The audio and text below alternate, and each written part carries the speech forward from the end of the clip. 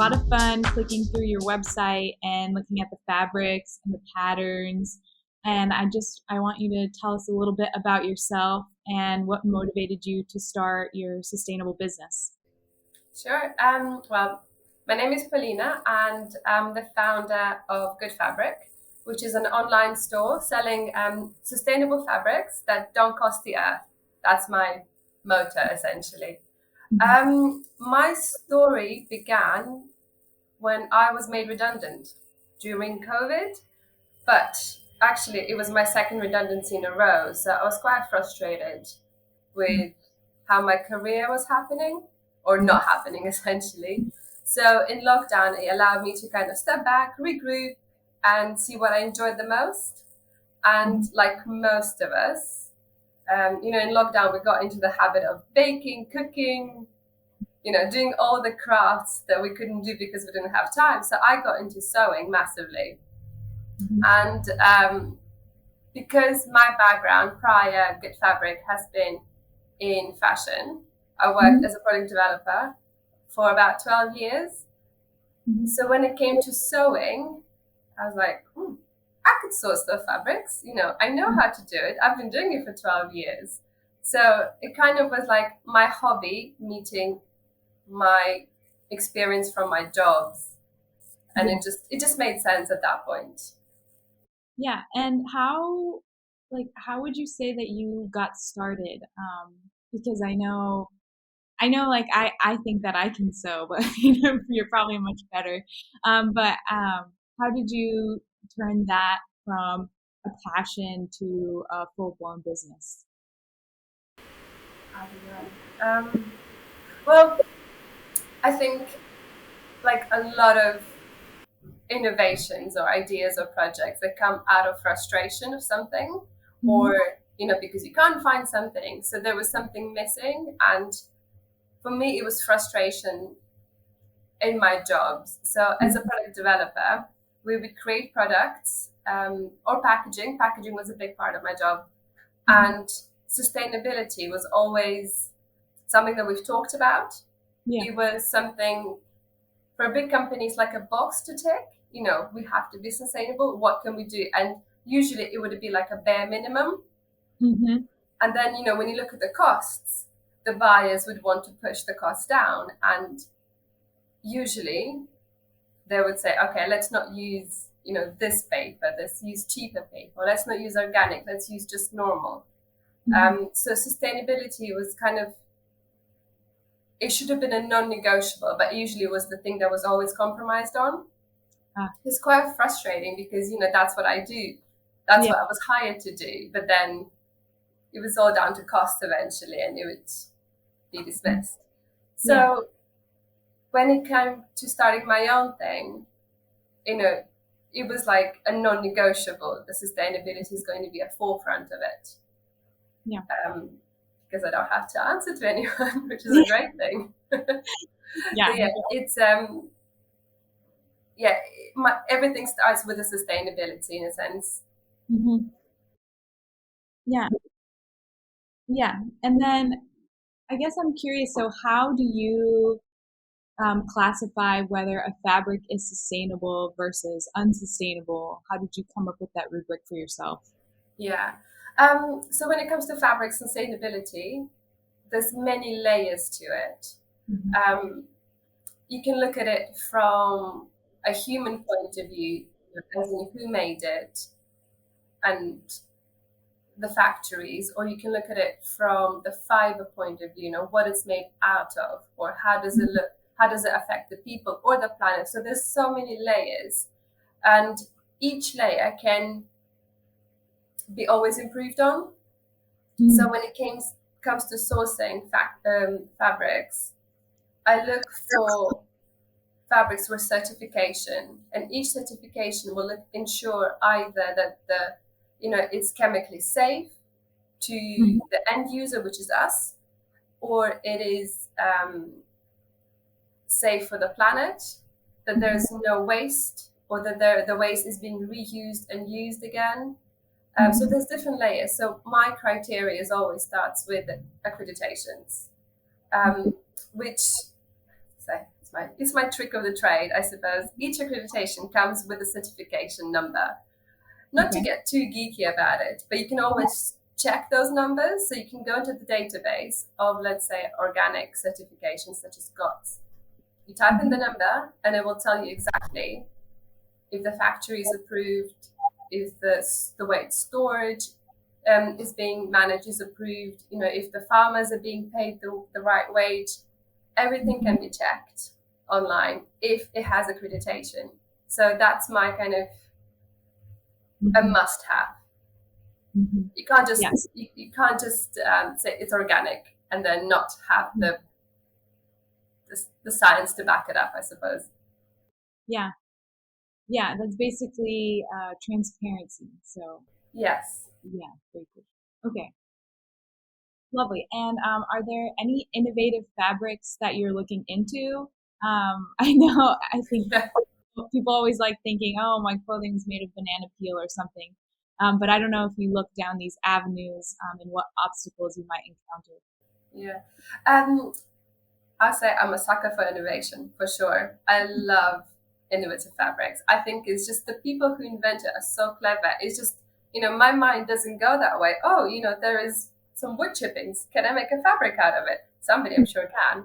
So it's very clever and I very much admire that. I definitely have explored that avenue when working in fashion industry because I worked for big brands. We had the buying power, we had the volumes to back it up.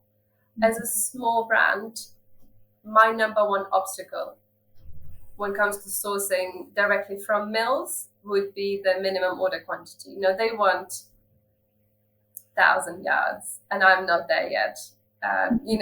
200,000 yards, you have to be like Burberry or someone. So yeah, that's my biggest obstacle. But we've definitely explored pineapple skin. So there's a brand called Pinatex, and very popular to make handbags these days. Definitely recycled products such as recycled fishnets and recycled carpets. Actually, I do stock that fabric. That is one exception. I do stock. We call it from trash to treasure. It is essentially, all discarded plastic bottles and fishnets and carpets, and they are recycled. So they have to be made out of nylon, and then it can be regenerated and made into a lycra fabric, which is great for like activewear and swimwear. And so yeah, it's one of those fabrics that I call quite circular. So you can actually then break it down again and turn into something new again. So it just goes round and round and round. So it can be infinitely regenerated, which is quite clever. It's just knowing, how to discard the product. Yes. Yeah, a lot of thinking went behind that. I'm sure. Yeah. Lovely. And do you have any fabrics with you that you care to show us that you like to highlight in your store? Ooh, I have to turn my camera around. So I don't know if will be able to see them really well. Yeah, that's the reason I asked because I just saw all the beautiful fabrics behind you, and I just said, "Wow, we really need to see some of Um, so my favorite kind of fabric is organic GOTS certificated, organic GOTS fabrics. And the reason why I love them the most is because it is a very holistic approach to fabric. It starts from the very start of the supply chain. So it looks at the farmers, ensures that they get paid fairly, and then it goes to the factory, supply chain, storage, even the way that which courier they use to finally ship the product to me. So it looks at the whole of the chain. So always recommend that product for everything, especially for sewing for kids, because it's so safe. Unfortunately, in comparison to other fabrics that are out there. So yeah, my favorite is definitely organic jerseys. I don't know if you'll be able to see if I point in the camera. Should I? I think I can. I mean, I can see. Right, so this one we've just received, and it is super, super cute, like a little coffee break. So yeah, it's an organic jersey, which is really lovely. And there's actually like a little bit of an added layer to this one because of the print. So I don't know if you can see it really well. Yeah. it's about tea time and coffee break. Okay. So it's the thought that, we're very busy and manic and hectic, and the idea is that you take a break, you have your tea time, you have your coffee break, and you come back to what's important. And quite often, for sewists, sewing is a therapy. So Hmm. it's like a reminder that just go and relax and enjoy. Yeah, it gave me the urge to have some pajamas with that and just wake up in the morning wearing it. Yeah. Lovely. So where are you currently sourcing your fabrics from? And then in terms of when you present it to people, do you present that traceability, or do you um, not even discuss that, and they just can come in and trust that they are having a clean shopping experience? Yeah. Um, so the fabrics come all over the world. Mm, Brexit made things a little bit difficult.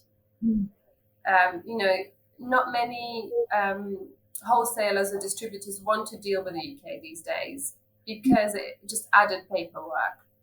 Um, but luckily, I've got my steady supply base. Majority comes from Europe, mm, but their manufacturing is then further um, Far East or Turkey or Portugal.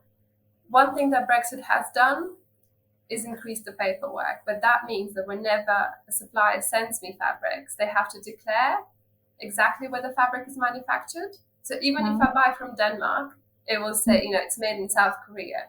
So I have that transparency with everything that I buy. Um, to answer your sort of second question, do I present this transparency to customers? I don't present it on my website, but I mhm, do have the information. So every now and again, I do have a client asking, where it's made. mhm, So yeah, I have the answers always for this.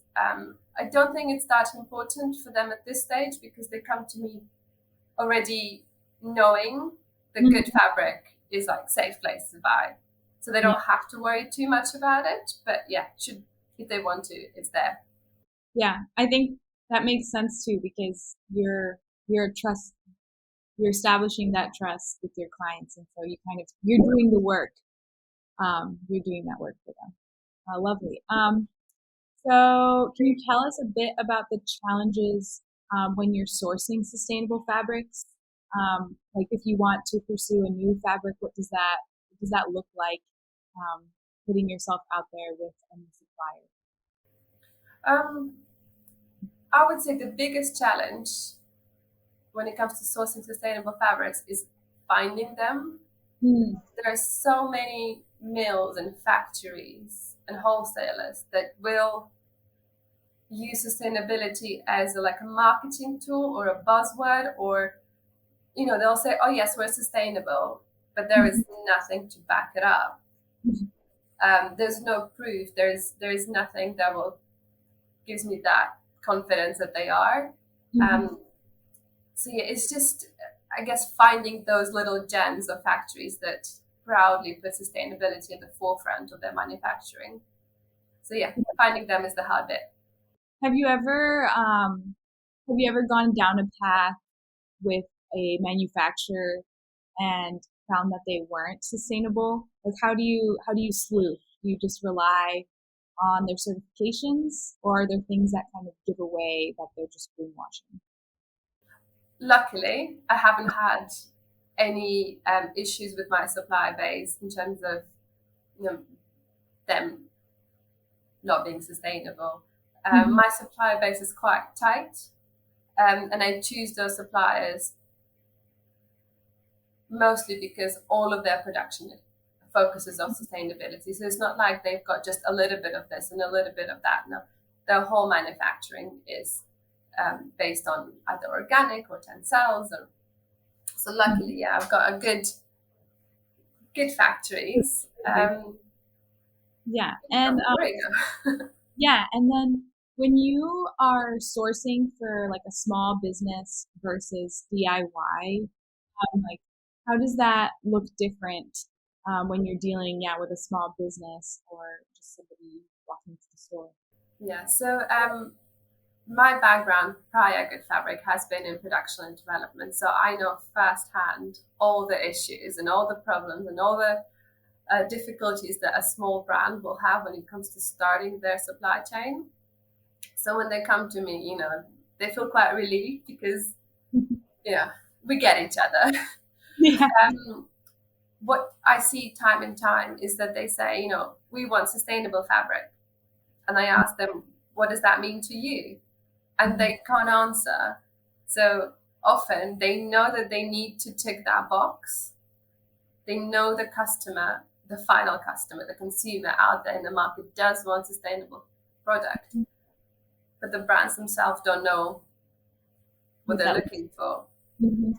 So I always, I send them back to their brand focus and I ask them, what do you stand for? Are you, what's important to you? Mhm. If you produce for small children and newborn and babies, you have to look at, what touches their skin and how it feels. So, maybe you look into the organic or make sure that it is natural fibers, cotton and linen, so stay away from polyester. Or it depends. Mhm. So yeah, the challenge is that quite often they don't know what they're looking for. So Mhm. I guide them before you even get to the sourcing of the fabrics. There's a whole conversation that happens about, what's important to you when it comes to sustainability, because it is so multifaceted. It's Mhm. not a simple answer. And do you view your consulting portion of your business as as part of your business, and do you see that growing? Definitely, I see that growing. I think it's a very, very natural extension to my business, Mhm. purely because I've got 12 years of experience in the industry and I just seem to attract those brands. Mhm. And I enjoy it. I wanted to step away from my career and start something new, but I also didn't want to give up all the knowledge that I got in the industry. So it's quite a perfect blend Mhm. of not giving up and then starting something new that's within the industry and where I can make a bit of a difference, hopefully. Mhm. So yeah, definitely I enjoyed that bit. And I get very excited when I get an email saying, we're looking for an XYZ, can you help out? Yeah, I can imagine. And what do you view as the future of good fabric? What are some goals that you have in the next few years? I think I definitely want to remain an online store. Like I don't want to open a retail space or I don't want to go to like fully consulting. The main focus will stay as an online store selling fabrics for homemakers and dressmakers, to make something for themselves. It's Mhm. like I said, it's a bit of a therapy. It's quite a therapeutic activity, and there's a lot of positive things in it, and I enjoy that space. Mhm. But definitely, yeah, the growth of the business will come from the wholesale and the consulting side. Okay. Maybe one day I'll introduce my own product. I Mhm. feel like I've lost count how many products I've launched in my career, and I don't know if I want to do it again. But I can feel already starting like my brain sometimes goes, maybe I should, I could do that or I could do this. So yeah, it's if I get brave enough to do something, with a good fabric brand name on it, maybe one day. That's I hope you do that. That's very exciting. I feel like whenever you hear about products, there was always like a lot of failed attempts before it. So Yes. so who knows? Okay, very cool. And then where do you see the future of the fashion industry going, especially for small businesses, since you work with them so closely? Um, I think since Brexit, there's definitely been a little bit of a shift back to UK manufacturing. I mean, it's a very slow start. It's very hard to compete, with the years and years of experience, with European manufacturing or Far East as well. Mhm. Um, but I do see more and more the consumers want to and are looking for, proudly British made manufacturing. So I Mhm. think as the demand grows, the supply will grow. Mhm. So I do hope that, the Brexit has triggered a little shift into, the rise of British manufacturing. Since starting working with small brands and startups, a lot of them saw themselves, but few of them actually using little workshops and little factories around the UK. So they're there and they're growing. Definitely there's demand. There's not enough skill. So I think hopefully there'll be a shift in there as well. The people will go back learning this skill. So yeah, that's my hope that, we'll be able to produce here and compete in quality and in price with very established countries like Portugal and Italy and China. Yeah. Yeah, and that's also a very interesting concept that ultimately what maybe would be the most sustainable is to have something more locally sourced because its movement is less, its carbon footprint. But okay, lovely. That's good to know. And then what how can you, I guess I'm looking for some advice or tips that you maybe have for people who are looking to dress more sustainably. What are some practices that they could start implementing on their own? I think with when you think, oh, I want to be a little bit more sustainable, where do I start? It's very overwhelming because you start Googling, you learn about it. It can be anything from the dress or what we eat, where we shop, like all of the things that we do day to day. We can always do better, right? And then we go on Google, and it just gets so overwhelming that you don't know where to start. So I say, start small. Like, you don't have to all of a sudden throw away all of your polyester clothing and, source all the organic stuff. You don't. The most sustainable thing in your wardrobe is what you already own. So you don't need to go buy anything. Start small, do a wardrobe edit and see if there's something that you like and don't like. And if there's something you don't like, why? I, for example, have Zara jeans that I love. They've got so many rips, which was fashionable, 10 years ago. But now I can't wear them to the office, or I can't wear them to like events. They're just too ripped. So what do you do with that? For example, for this particular jeans, there's a Japanese art called sashiko, which is art of mending using colorful stitches and patterns. So you can take your fabric, you can take your garment that you loved but no longer like, and see if you can slightly tweak it, either by mending it, adding a patch here or there. There's a really beautiful way of adding embroidery. It's also very therapeutic. You just sit down in front of a TV and start adding like a little flower or little something. Another fun way to change something that you own is to dye it. You can just go to any what are they called? Like a Robert Dyer shop in the UK and get Dylon dye, which is a dye that you just chuck in the washing machine with your garment and it changes color. So it's super easy, especially if you've got something like white, then you can change it to bright neon pink. So you're dyeing something is great. I would always recommend doing that with your black jeans because eventually, your black jeans go a bit gray. So dyeing them black again gives them a whole new lease of life. Okay, those are good tips. So keep what's in your closet. That's the most sustainable, or try to repurpose it. Yeah, those are good starting tips. Excellent. So I guess just to wind us down, do you have any words of encouragement or advice to anyone who's trying to start a sustainable business?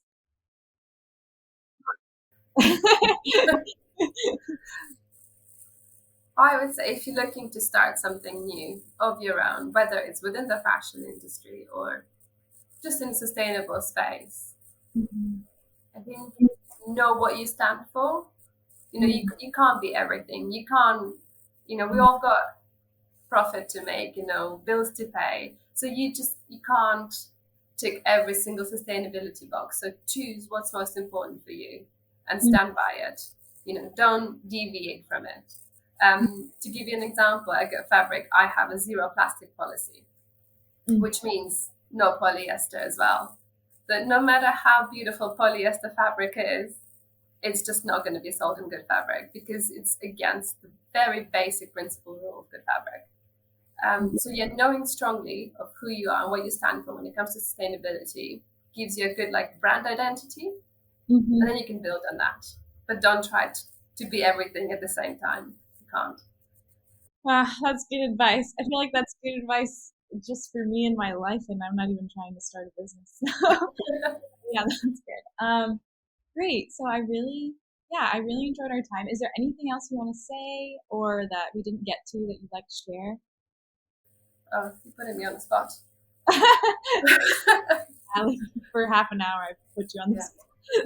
yeah. I think I'm okay. Okay. I wanted to ask, maybe this isn't true, but like, did you make or source what you're wearing right now with I something? have, yes, Okay, yes. So I've made this dress. It's a very comfortable dress. I love dresses that can be worn with like trainers, because it just nice and casual at the same time. I work by myself, yeah. so it's really hard to get dressed up. So I choose like bold prints but comfy patterns. So yeah, this is one of mine. Okay, lovely. Yeah, when I saw that you were looking for fabrics that weren't just neutral, I switched my sweater from a beige to a red. Yeah, color. But lovely. Okay. Well, thank you for joining us. If you want to share this podcast when it's up, you can definitely share it. I really enjoyed our conversation. Part of me wishes you had a physical store so I could go into it, but that's but that's just my consumer impulse that I can go browse online. You know, we're based in we. I say we like as in it's me and my imaginary team, but yeah, we. We're based in Wimbledon, which people think is always tennis. It's more than just tennis. It's a lovely area, and my little studio is right here, and I have so many locals who are desperate for fabric. So when they Google and they say, "Oh, can we come and shop in person?" They do. So yeah, Oh, it's not a retail space, but everybody's local. They do come here because it's very like relaxed way of shopping because you got a whole store just to yourself. wow, that's such a unique experience. Wow, I'll be Yeah. lovely. Okay, well, great. I'll let you get on with your day. Thank you so much for letting us chat with you. And we'll be following up. Right. Thank you so much.